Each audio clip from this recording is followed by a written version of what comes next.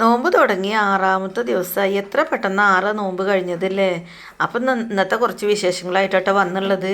അപ്പം പിന്നെ അതിനെന്നും പറയണ പോലെ തന്നെ സ്പെഷ്യൽ ആയിട്ടുള്ള മുന്തിരി ജ്യൂസ് ഉണ്ട്, പിന്നെ നന്നാരി സർബത്ത് ഉണ്ടാക്കിയിട്ടുണ്ട്, പിന്നെ കുക്കുംബർ, ചക്കരമത്ത, കുറച്ച് പപ്പായയുടെ കുറച്ച് മുന്തിരി, അങ്ങനെ കുറച്ച് 2-3 തരം ഫ്രൂട്ട്സ് ഉണ്ട്. പിന്നെ എനിക്ക് എന്തായാലും ചായ വേണം കേട്ടോ. ചായ ഉണ്ടെങ്കിലാണ് നോമ്പ് തുറന്നാൽ ഒരു ഉഷാറുണ്ടാവുള്ളൂ.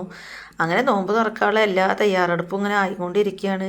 ഈ സമയത്ത് കുട്ടികൾക്ക് പിന്നെ ഒരു തിക്കും തിരക്കാണ്. ബാങ്ക് കൊടുക്കാനുള്ള സമയമായല്ലോ എന്ന് വിചാരിച്ചിട്ട് പിന്നെ അങ്ങനെ ഞങ്ങളെല്ലാവരും കൂടി നോമ്പ് തുറന്ന് വെള്ളമൊക്കെ കുടിച്ച് കുട്ടികൾ ഇതൊക്കെ കുടിച്ചിട്ട് തന്നെ കേട്ടോ നോമ്പ് തുറന്നത്. പിന്നെ നോമ്പ് തുറക്കലൊക്കെ കഴിഞ്ഞതിന് ശേഷം ഞങ്ങൾ 2 മിനിറ്റ് അവിടെ ഇരിക്കും. പിന്നെ കൂടുതൽ നേരം ഞാൻ മക്കളവിടെ ഇരുത്തൂല, എന്താ വെച്ചാൽ മഗ്‌രിബ് ഖളാവാവും പറഞ്ഞിട്ട്.